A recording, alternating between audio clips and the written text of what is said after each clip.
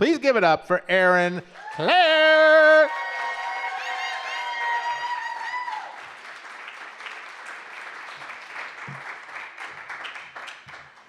Oh, I'm shorter than you, George. Hi, y'all. I have tried to scale Mount Whitney, which was a horrible mistake because it's where I discovered my fear of heights. Thank you all for being here today. We're going to be talking about parallel.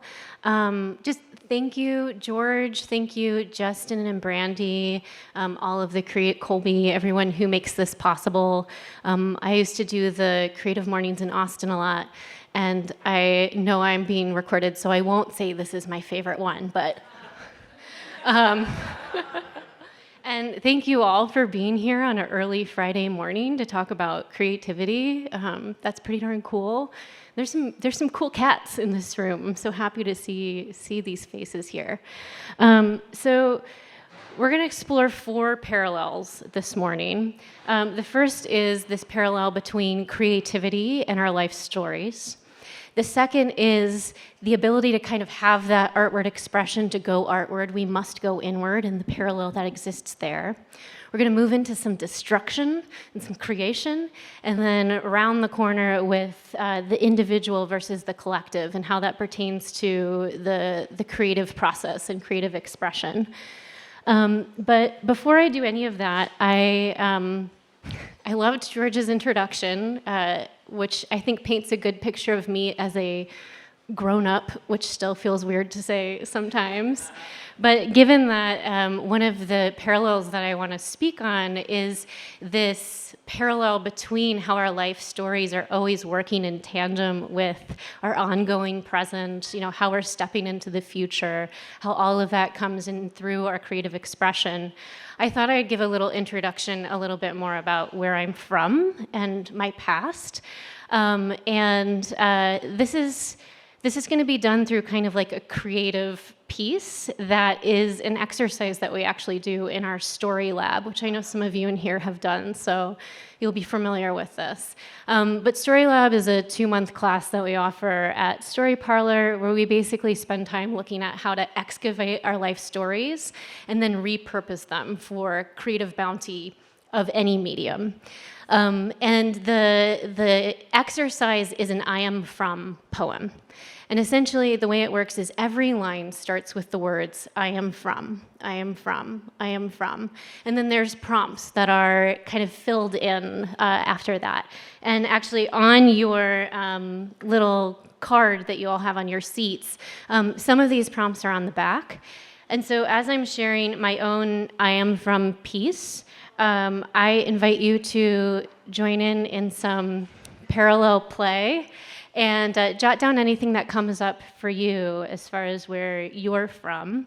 And we'll get to revisit some of this at the end.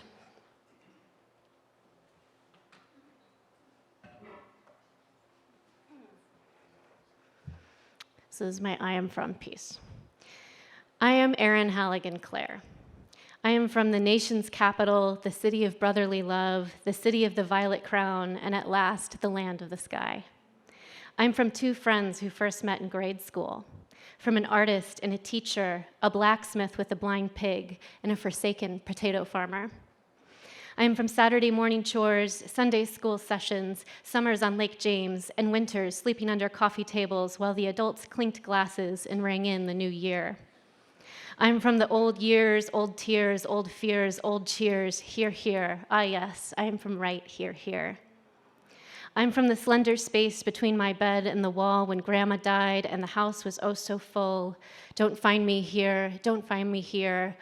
I'm not here, why is she not here? I'm from Catholic school uniforms, public school spaghetti straps, cotillion gloves, and art school scarves that draped down to my knees. Oh, and that gangly trombone who is taller than me in September, but shorter come May.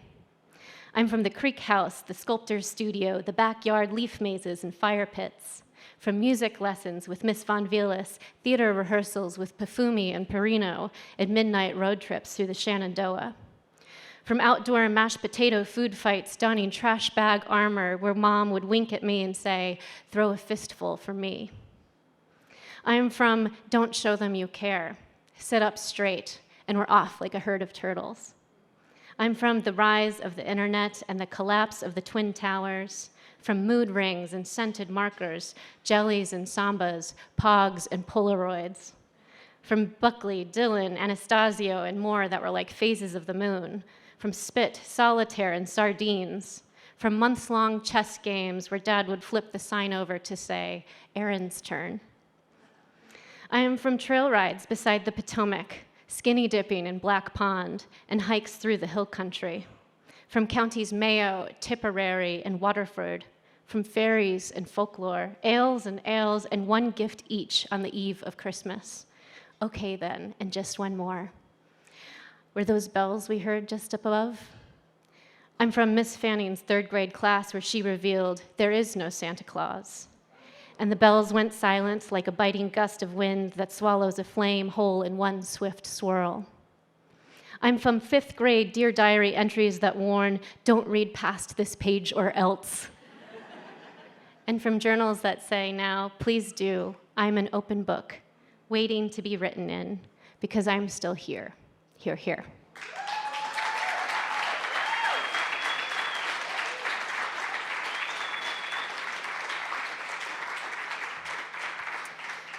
Thank you. So again, if any of that kind of jogged up anything in you, jot that down, take that in. We'll be coming back to this at the end. But the first parallel that I want to chat a little bit about is this idea that art is story. And this has really kind of informed my life path, from being a kid and seeing it in the little plays I made my poor little brother and sister act in, to, stealing my dad's VHS camera and doing documentaries on the lost case of the library book, and all the way through my career and working in film and writing and music, and seeing that story kind of was happening on really a trilateral basis. The first is the poem is telling the story, right? The film is telling the story, but the filmmaker and the poet is telling that from their own inspiration, from their own mythologies. They're pulling from their life and putting that into the way that they're forming meaning through expression. And then the third part, stories as this source of inspiration, as this wellspring that we always have something to pull from. There's the other side, where the blocks and the resistances and the obstacles that we come into with our creative process are themselves story. The number one thing that I hear when people come through the door for a story parlor class or workshop is, I'm not creative, or I don't have a story to tell. And as heartbreaking as it is for me to hear those things, I just want to say here that they couldn't be further from the truth. We all are creative. We all have a story to tell. And it's about shifting our own narrative to step into that truth. And so this is how story parlor seeds were really planted and bloomed, was kind of, that reverence of approach. Once you start to see something, you can't unsee it. It was like, oh man, everything is story. You get a story, you get a story. And it was wanting to create a space where not only that was celebrated, but there was a cross-pollination that came into the fold. Like in my time in the film world, I was in the film world. I was around filmmakers. I love filmmakers, Colby, but I wasn't kind of getting a lot of that kind of intermingling between disciplines. And so that's why Story Parlor came to be, was to really illustrate that we have this shared universal language of creativity and story that's in the undercurrent of all we do. Which now, the business started in 2015 in Austin. We've been in our physical home here in Asheville for 3 years now, which is, come out to our birthday party. It's a celebration of the creative process. But now that we've been doing this for 3 years with, live audiences and these just beautiful conversations that happen around the classroom table, there's a fourth layer of story that's in the fold, which is the story that happens when something's shared, when it connects with you, when you see yourself in my, backyard leaf mazes comment, when you see myself in like mom doing something silly when she wouldn't normally do it. This is what connects us to each other. It's what deepens our sense of self, our sense of each other, and therefore our shared humanity. And I really just feel like it's one of the most transformative tools that we have available to us, is this ability to share our stories and to do so with intention, which leads me to the next parallel, which is that, yes, I see a story in all art, but when I boil it down or kind of strip it for parts, the common denominator of what's happening in our art is that it is a response. It is a kind of alchemy of our thoughts and feelings and emotions and beliefs that we are then choosing to respond to in a creative way.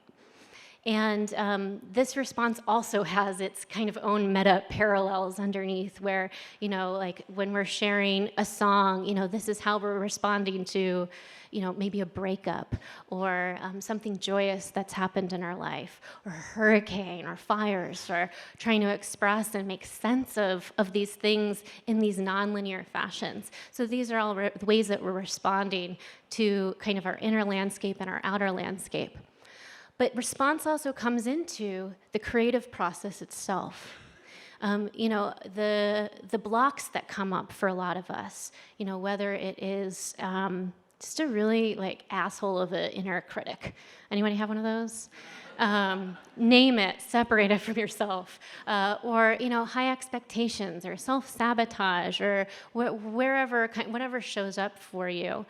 These are often reactionary. These are reactions that are coming up in our creative process that are really rooted in a lifetime of neural pathways.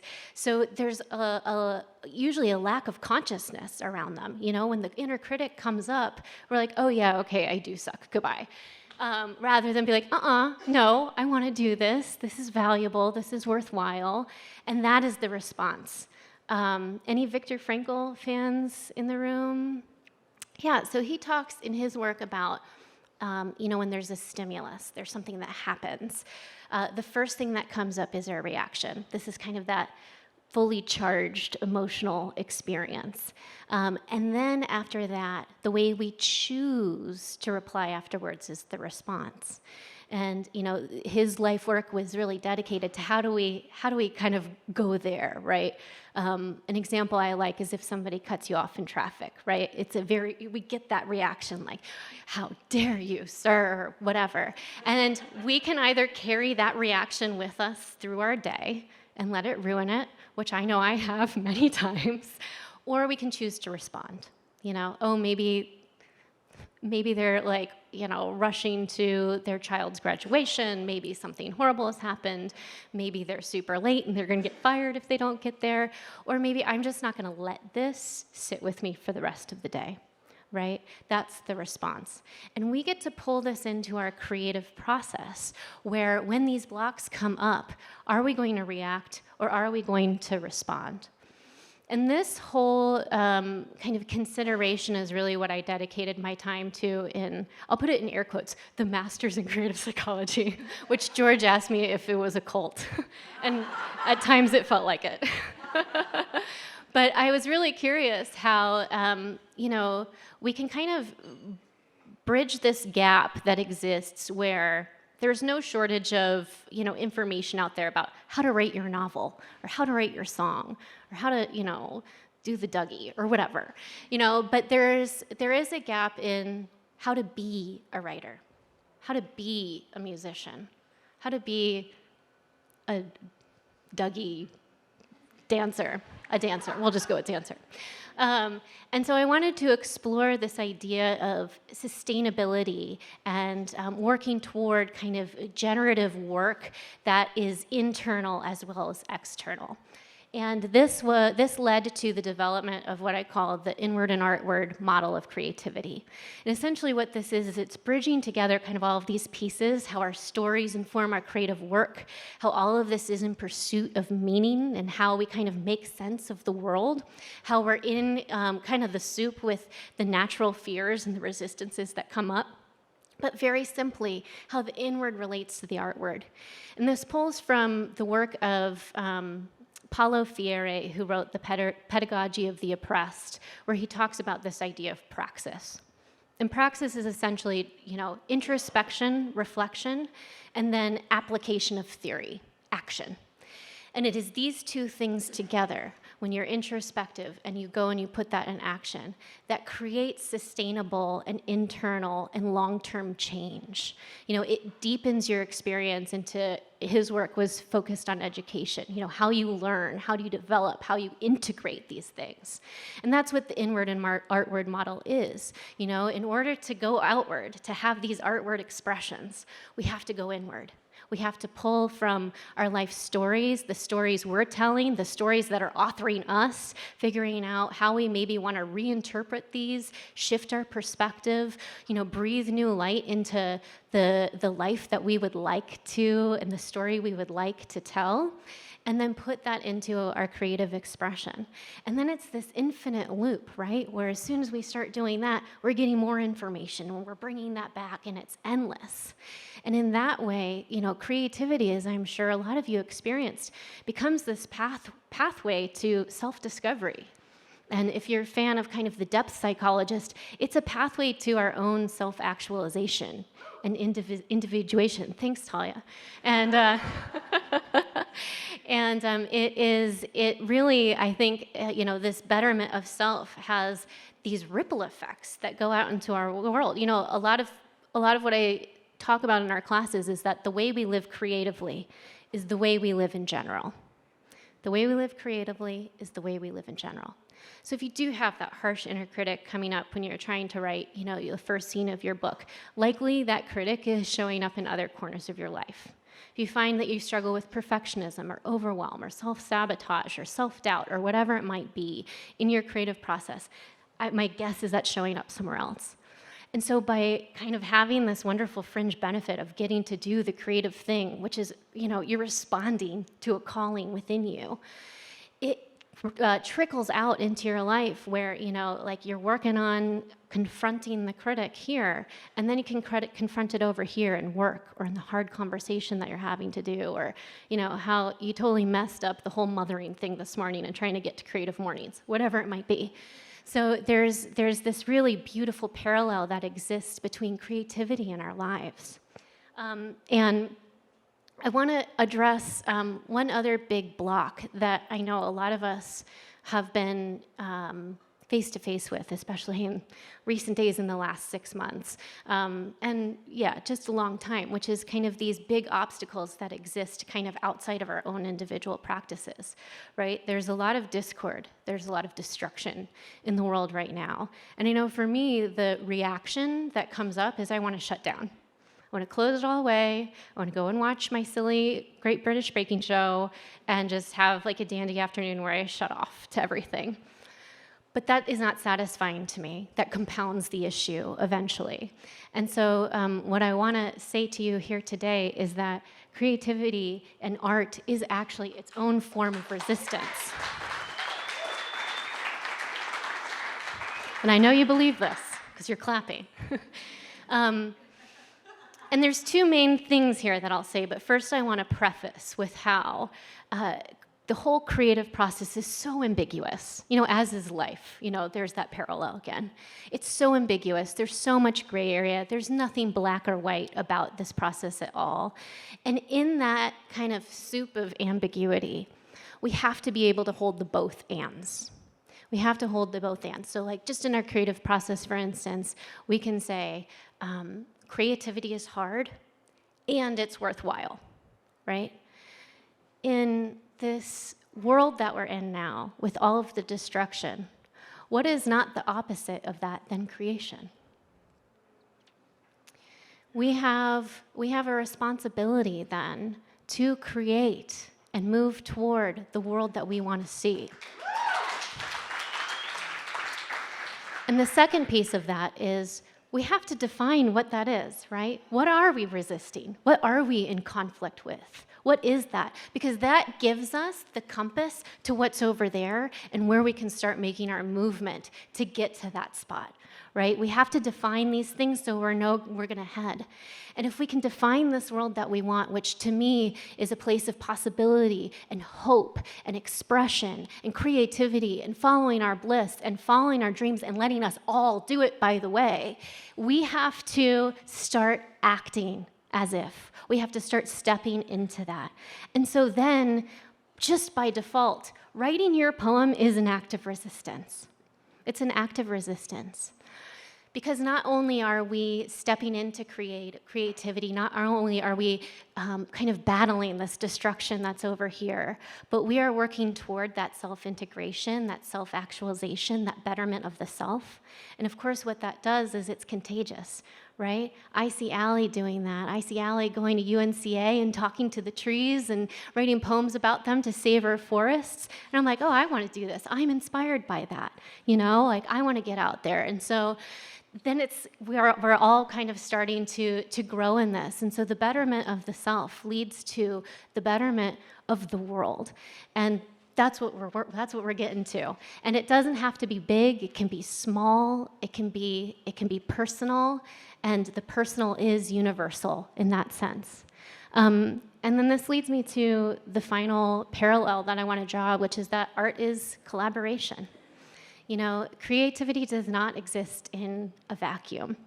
I will say, there's another block that comes up for people where it's like, I don't have anything original to say. There's nothing original, and also everything you do is original because it's coming from your life stories. It's coming from your unique lens and perspective on the world. So it's that both and. And in this sense, because we're constantly drawing from this whole system of, our culture, the zeitgeist, the spirit of the moment, our upbringing, our ancestry, we're not alone in this at all.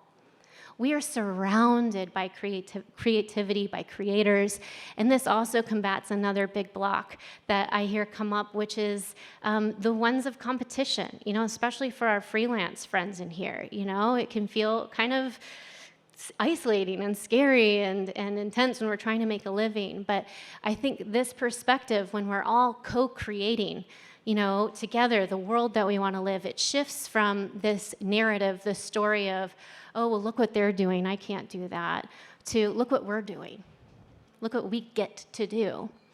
And I think this whole perspective of co-creating goes back to this idea that we're just in constant conversation with this creative possibility that's in the undertow at all times. Everything is a call and a response to the life stories that we all get to share and co-create together. And I think it makes us part of something larger, and that to me is really inspiring. We're not alone. We're part of something really big together. And so to kind of land this morning, I wanted to go back to the past of just 15, 20 minutes ago and revisit that I Am From poem. And I'm going to ask you all to exercise what I've found to be the most important ingredient to creativity, which is courage. And so we'll get to practice that here today. And I'm going to ask one brave soul to kick us off and share a response to an I Am From prompt. And this can be anything, short, sweet, simple. I am from Grandma's recipes on Sunday afternoons. I am from, feel free to use Pogs, Polaroids, Sambas, and Jellies. If you're a 90s kid like me, I know that's a really soft spot in my heart. I don't want to steal that from you. Anything, generationally, culturally, the place that you grew up, something quirky that your family or your siblings did. Where are you from? What makes you, you? And the way this will work is one brave soul will kick us off. They'll stand up. They'll say, I am from, and they'll declare it. And the second part of this is, if you resonate with that in the audience, stand up. Stand up. And we'll do this till we're all standing to just be a visual representative of kind of co-creating world that we get to be in. But it also comes back to something that my dear friend Shun Yu, who is our artist in residence at Story Parlor and is on our board, kind of lives her life by, which is that we have more similarities than differences. And so we get to see how our parallel lives exist in collaboration with one another. So who wants to be my brave, courageous, creative soul? Go on, Melissa.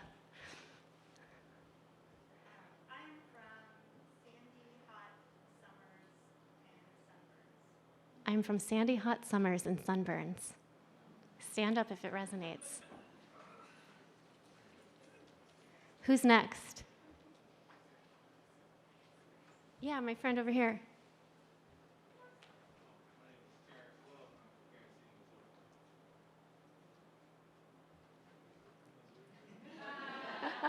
I didn't hear what you said. I'm from Kansas City. All right. Yeah, Laura. I wrote, I'm from bacon, grease, window fans, cabinets full of colorful fabrics, books covered on the floor. Hell yeah. Bacon grease, books on the floor, colorful fans. Anyone? Anyone? Who else?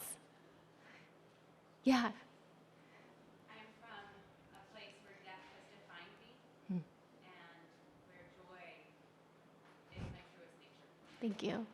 I'm from a place where death has defined me and joy is my truest nature. Stand with our friend here if that resonates. Who else? I'm going to get you all standing, y'all. So just, yeah, go ahead. I am from a lineage of witches, of wild women, of empaths, and people embracing their power. Yes. Witches, empaths, people embracing their power. Stand up, y'all. All right, who's got one? Allie, and then we'll come over there. Erie Canal Lock 28. Anyone else? See, we have some uniqueness in us after all. We had somebody over here? Yeah.